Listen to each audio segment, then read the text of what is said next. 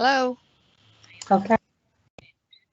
Good morning, everybody. I'm not Welcome sure. to this meeting of the Greater Manchester Combined Authority, a special meeting to consider the financial implications of COVID-19 for authorities across Greater Manchester. Thank you to everyone who's joined us online as well. Let me turn to our agenda this morning. Item 1, apologies. We have no apologies received. Item 2, Chair's announcements. There are none. Item 3, declarations of interest. I would ask colleagues to complete those in the normal way and return them to the Governance and Scrutiny Officer. Item 4, minutes of the Greater Manchester Combined Authority meeting of the 29th of May. I'm asking colleagues to approve those. Approved. Thank you very much. And moving on to the main business, item 5, financial implications of COVID-19 across Greater Manchester authorities. Before I invite Councillor David Molyneux to introduce this item, I just thought I would start by thanking David, by thanking our own Treasurer, Steve Wilson, and indeed treasurers and their teams in all of our districts, because we know there is a huge amount of work that lies behind the paper that is being presented to the combined authority today. And also, it's a paper that delivers on what leaders asked for, which is an accurate, evidence-based assessment of public finances in Greater Manchester as we continue through this challenging year. It was felt very strongly that in arguing our case with government, we needed to do so from the facts, and I think this paper gives us the facts. And actually, we present it in a spirit of partnership with the government. We are going to have to continue to deal with this crisis, national and local government working together, and we hope this paper provides a basis for that ongoing discussion with the government. It feels right for me at this moment, before we go further into the meeting, also to thank public servants across Greater Manchester working in the Greater Manchester Combined Authority, all of my team, but also all of the leaders' teams in the different districts, colleagues working in the voluntary and community sector. There has been a huge effort over the last 3 months in particular to support people and communities across Greater Manchester through this crisis. We are conscious of the huge amount of effort people have put into this, and we are deeply grateful for what has been done. However, we're not through it, and this brings us to today's meeting. We have big challenges that lie ahead of us all. Firstly, the challenge of living with COVID-19, let's say for the next year, which seems to be the realistic assumption that we've got to make, and all of the difficulties that will present for bodies at the regional and local level. And then secondly, laying the foundations for recovery. In my view, councils will be absolutely critical to both of those things, helping manage this response as we continue to go forward, but also preparing for recovery and getting recovery going. We obviously have seen and digested the announcements made by the Prime Minister yesterday, and we are also aware that there are previously announced policies around the shielding policy. The combination of all of this means that increasingly management of the crisis is shifting from a national level to a local level. And of course, councils have to be adequately resourced to be able to manage that challenge, which is coming their way, and the increased pressures that we will see on council budgets. But of course, as we can see from this paper, as we end the first quarter of the current financial year, the 10 councils of Greater Manchester are staring at eye-watering holes within their budgets, with greater pressure coming soon. And acknowledging this challenge is, I think, crucial to ensuring that the country continues to manage and recover from the COVID-19 challenge. And that is the purpose of of today's meeting to lay that challenge bare, and then to see if we can work with government to ensure that the shortfall in budgets is covered. So I won't say any more at that point. Instead, I'll invite Councillor David Molyneux to speak, and then Steve Wilson to take us through the paper. So, David. Thank you for that, Andy. I think you've summed it up extremely well. I think when most of us met in March to discuss our budgets, obviously you could never foresee the problem that was now in front of us. I think we also need to look at it realistically. This is probably the biggest challenge financially that local government has ever faced. I was around in 2010 when austerity kicked in, and this challenge is far greater than that, because in some circumstances we did have control over 2010. You know, we've moved forward and dealt with austerity. This one we've not. And when you consider we're now here in June, 3 months into the municipal financial year, and we now start talking about the problems that all our local authorities are going to face going forward. And the other thing you can't see is how long this will last. And I think we've got to be realistic in our aims and ambitions in terms of what we deliver, both as local and regional government. And I think we've got to be clear at some stage that we're going to have to have a very honest conversation with government itself. And we know that through you, Andy, that has been ongoing. But we're certainly going to have to face up to the fact that it's not just Greater Manchester who's facing this challenge and all the local authorities in Greater Manchester, but it's the challenges for local government across the country. There was a very interesting article this week from the Institute of Financials, IFS, which stated very clearly the challenge that's before us. And I certainly think that we now need to embrace that challenge, because local government is certainly going to be a big player in terms of the recovery. And it will affect us all. It will affect us all how we deliver the services that we deliver. It will affect all our citizens in terms of how we come out of this. And I certainly feel that going forward, and many have acknowledged this, that local government has a big part to play. And in fact, every time there is a government spokesman on TV, he mentions the role that local government have played. And a big thank you has to go out to all the treasurers who've certainly been working all hours in terms of delivering the reports that we're now seeing in front of us. And it's not too late, I don't think, to thank all the staff for the efforts that have gone in and are still continuing to go in, and the important role that staff in local government play in fighting this pandemic. So I'll now ask Steve to take you through the papers, many of which you'll have seen before. Your own treasurers will have spoke to you about it as well, and that will make it quite clear the challenge that is before us. But I think we've got to face up to it, and we've got to get on with it.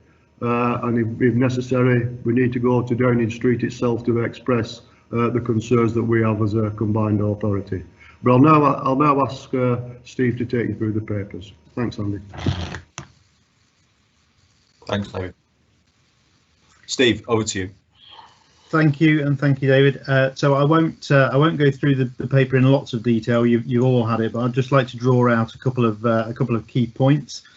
So the paper summarises the financial position across the 10 Greater Manchester local authorities and the services provided by the combined authority on a pan-GM basis, including Transport for Greater Manchester and particularly the Metrolink service. I'd just like to add my thanks to those that have been mentioned, to the treasurers and their departments for the support in pulling this together. This is a joint effort as it captures both the district position and the CA position. The paper highlights the scale of the financial challenge facing the authorities across Greater Manchester. These are estimates, these are forecasts, they're based on a number of assumptions and caveats, and it's important that we understand that these numbers will change as the position evolves, and crucially they are based on our current expectations around the raising of lockdown, and they do not take account of any potential second wave of infections, nor any reintroduction of restrictions if cases increase or if the R number increases. So really important that if there were a second wave of infections and an associated lockdown and further provision of services, these numbers would significantly change. In terms of the numbers, the paper highlights an overall forecast cost up to the end of March 2021 of £732 million, and that is some costs in March 2020, but the bulk of those costs falling in the 2021 financial year. But as the paper makes clear, there will be an ongoing impact on local authorities and the combined authority beyond March 2021 that is just too uncertain to give too much detail on at this stage, but particularly around some of the suppression of the revenue, the income that local authorities absolutely rely on. That will continue into 21-22, and treasurers continue to work up the best estimate of those numbers as well.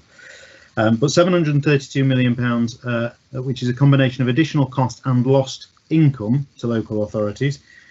We've had a number of sources of government funding that reduce the impact of that by 272 million, and that includes the two tranches of 1.6 billion local government funding, but also some smaller amounts around track and trace, around hardship funding, and around infection prevention and control within social care.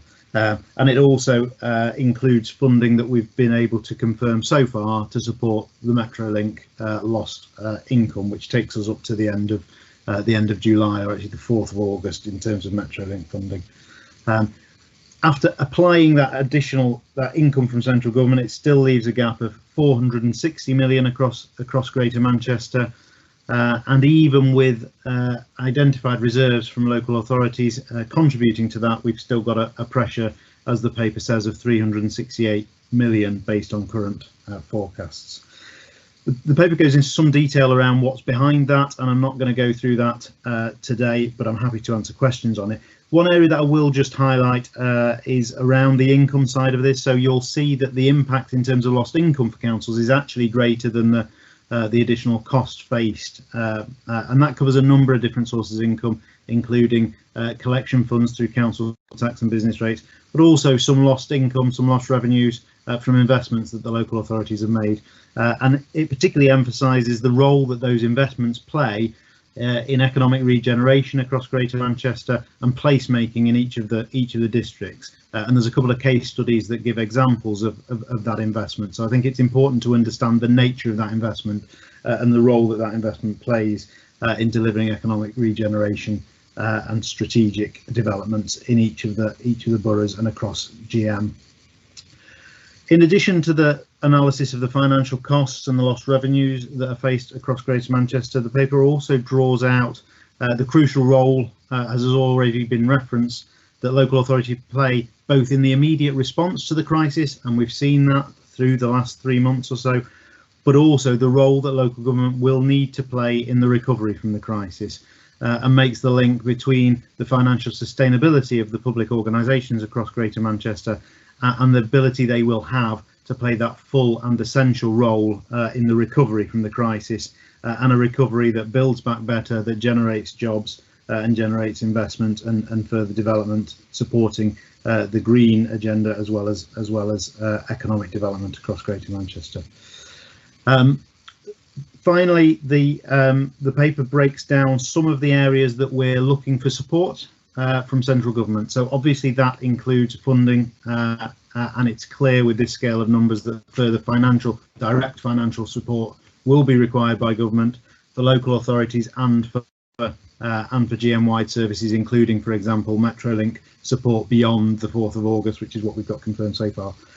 But we recognise that the support package that we need to get to will be a combination of different factors. It will include funding, but it will also include increased flexibility on how we across GM are able to respond and able to support recovery. So that's about further powers under devolution. It's about flexibility around how we deploy funds, particularly some central grant funding, and it also includes some technical solutions that we're asking for that will help manage the immediate impact of the financial pressures across Greater Manchester. So it is a package of support that's listed in the paper that we're looking for members to support today. So I won't go into any more detail, as I say, on the report. Happy to answer questions or provide any areas of clarity if I can.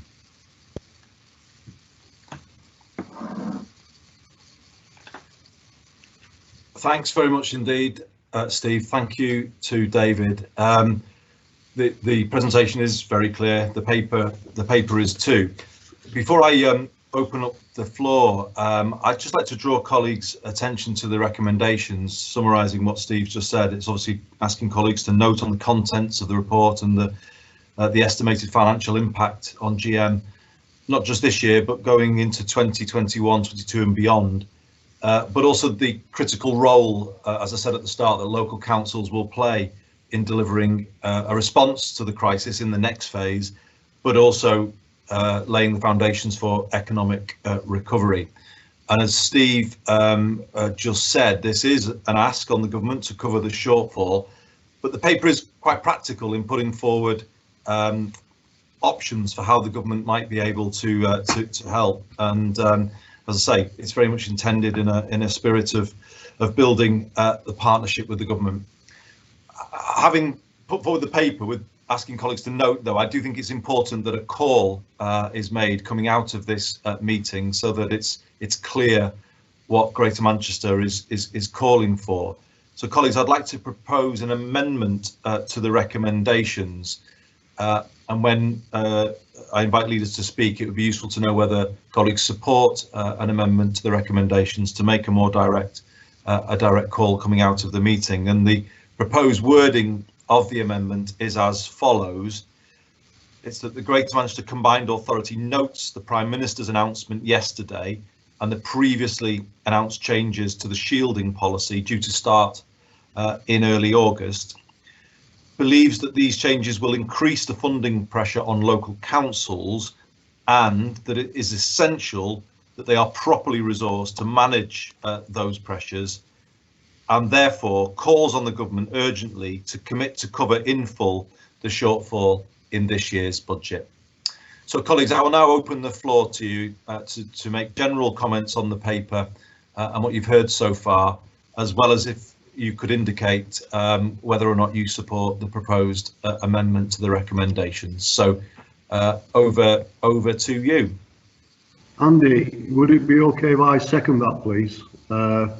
Having gone through it and gone through the papers and some very long conversations with treasurers, I'm more than happy to second this recommendation. Thank you.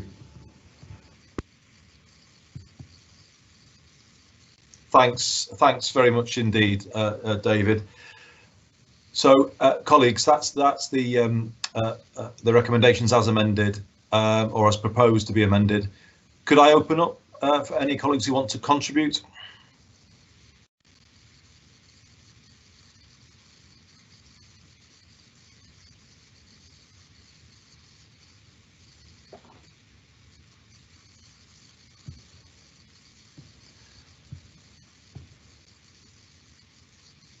Are we all in agreement with both the paper and the proposed amendment?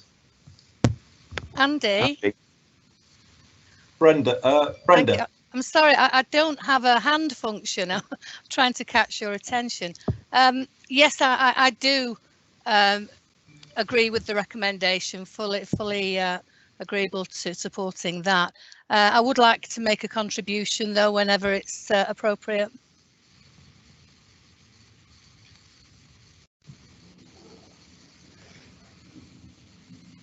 Do you want me to do it now? Please, Brenda. I was trying to send you live, and I'm struggling to do it. But please do it now. I think people can hear you. Okay. Oh, I think it's working. Thanks, Brenda. Over to you. Please, yes, speak to the paper and the amendment. So thank you. Okay, thank you very much. Well, first of all, can I thank yourself, David and Stephen, for a really comprehensive review of the financial position, not just obviously in the CA, but from all of the districts. It's very, very helpful. It's very, very clear that we're all facing unprecedented pressures.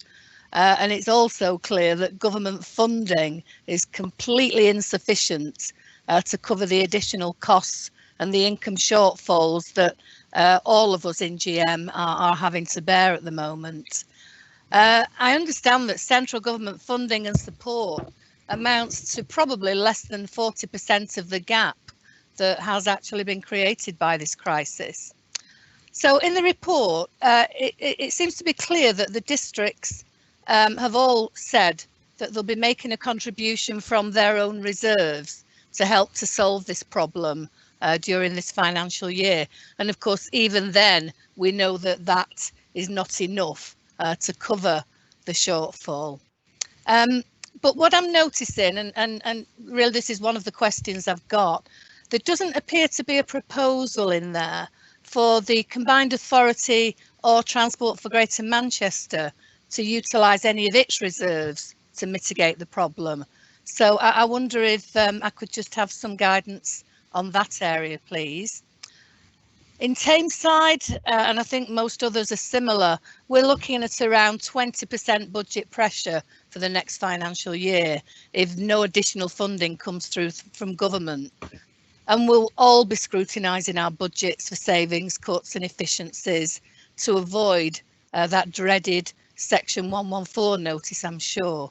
And we will be instigating a line-by-line budget review virtually every day of the week to squeeze out all unnecessary spend as we see it. The report seems to be silent on the proposals from the Combined Authority to districts about what action it is seeking in balancing budgets.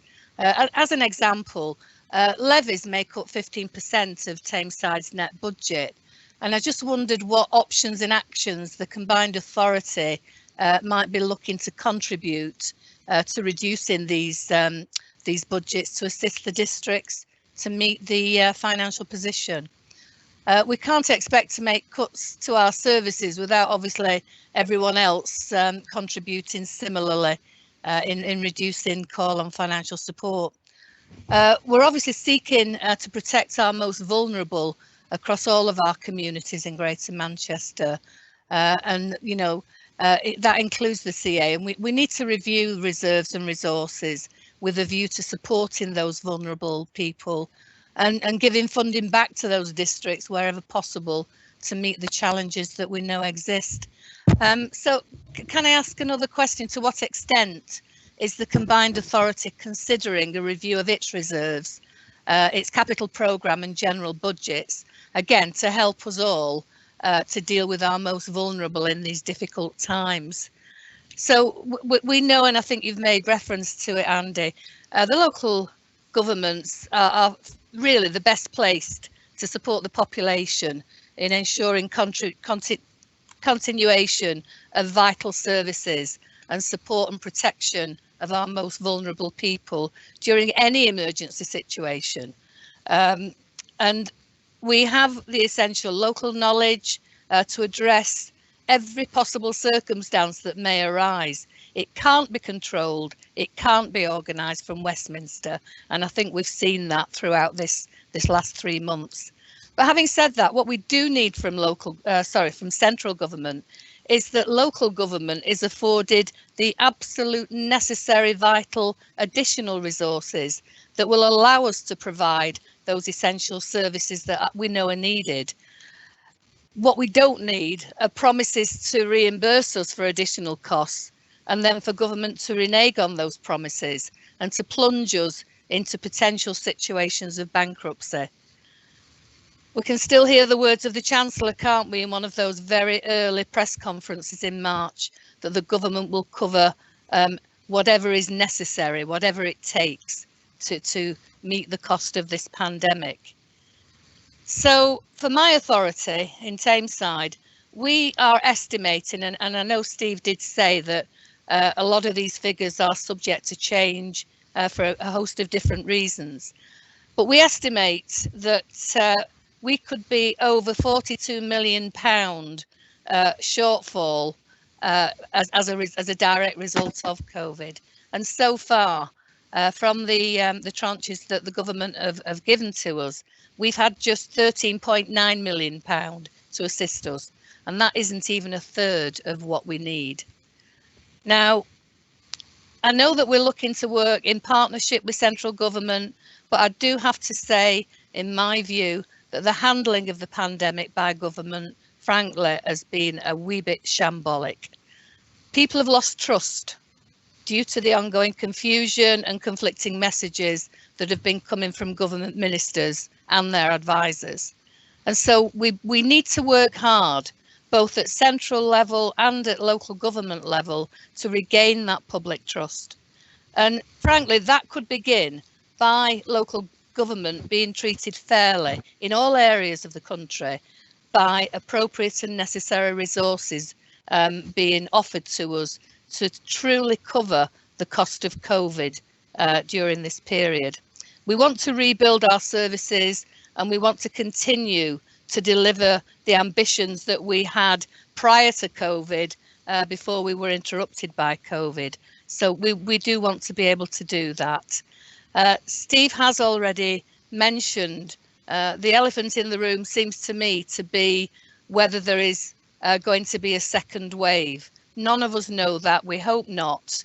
But of course, if there is, you know, that would be catastrophic. And I think with the current lifting of lockdown, it's in my view, it is possible that that may happen. So I'll end there, Andy. Very much support the motion that you added to the recommendations, and thank you for your time in listening. Thank you. Thanks very much indeed, Brenda. And I think the call you made at the end there about this being a good moment to reset the relationship between national and local government is a point extremely well made. It is the time to do that. You also raised some very fair questions on the combined authority with relation to reserves and levies. So, Steve, I just wanted to come in and put you on notice that I'll bring you back in at the end, if that's okay, or Councillor Molyneux, just to pick up questions that colleagues raise. So from here, I've got the City Mayor of Salford, Councillor Sean Fielding, and Councillor Eamon O'Brien. So I'll start, if I may, with Paul Dennett. Thanks very much, Andy. Can I just place on record my thanks and appreciation to the officers within the CA and also our treasurers within the districts for pulling together what is a really robust and comprehensive piece of work looking at local government finances. I want to start by saying quite often when we talk about numbers and local government finances, we don't actually fully capture what we mean by all of this. And, you know, it's been interesting to see the work of IPPR North this month in terms of contextualising some of this for us. We know historically, certainly over the last 10 years, that local government has bore the brunt of austerity. And I think the department, MHCLG, has seen an 86% cut in departmental spending between 2009-10 and 2018-19. What's also interesting in the work of IPPR North is what's been happening with local government employment and central government employment. Local government employment has actually reduced from 2.9 million in 2010 to 2 million in 2019, whereas central government employment has actually increased. It's gone up from 2.8 million to 3.3 million, which I think raises some really interesting questions about devolution and the government's commitment to devolution moving forward. Inevitably, those 10 years of austerity has had an impact on our financial resilience as local authorities and also our preparedness for the global pandemic, COVID-19. And, you know, I'm mindful, and the report makes reference to this, of the work of Sir Michael Marmer. You know, 10 years on, in February of this year, we know austerity has had a significant impact on people's health and well-being, and health inequalities are continuing to widen within society. And also life expectancy is stalling. So I think it's important to be aware that, you know, we've got some huge challenges ahead of us. And I just want to really give a bit of empirical data and evidence around all of this. So when we look at children, IPPR North are saying looked after children have risen by 39% in the North since 2009-10. There's a national crisis, we all know, in children's care. Budgets are routinely overspending. The National Audit Office in 2019 looking at the work of Ofsted, said that 58% of local authorities providing children's social care are deemed inadequate or requires improvement.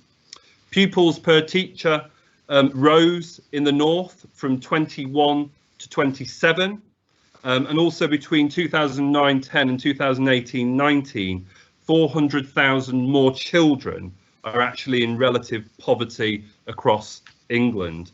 50% of that 400,000 is in the north, 200,000 children in relative poverty. We've seen a 22% increase.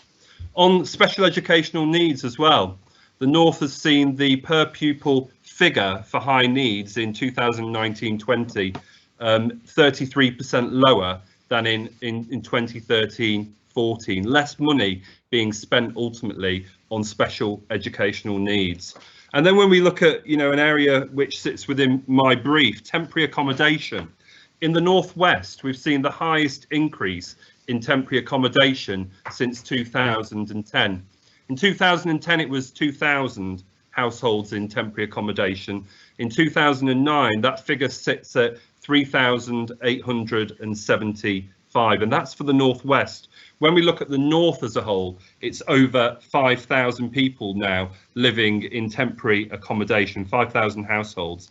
But I think importantly for thinking about young people in all of this, 50% of those households actually have children in them.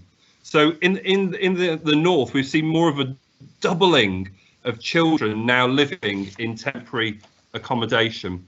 And then when we look at the labour market and what's been going on there, we see median weekly pay in the north has grown by just over 2% or just shy of 2% actually since 2009. So in terms of real term growth in the labour market, people haven't got that disposable income, and obviously the cost of living, as we know, has continued to rise. And what we actually have is a job quality crisis, stagnant real wage growth, in-work poverty, zero-hour contracts, low pay.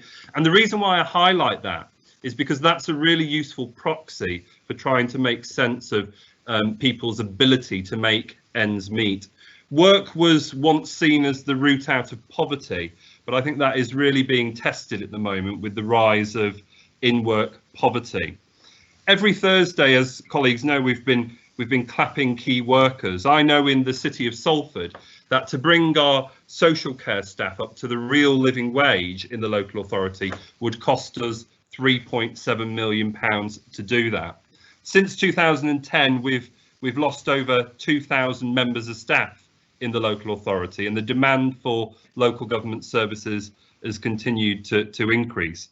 But I really want to pay tribute today to the real heroes of all of this, and that is the people who work in local government, our care workers, our waste operatives, our nursery staff, our school staff, the voluntary sector, the NHS, businesses, and importantly, our residents here in Greater Manchester, because without them, I do wonder how we would have actually responded to this global pandemic.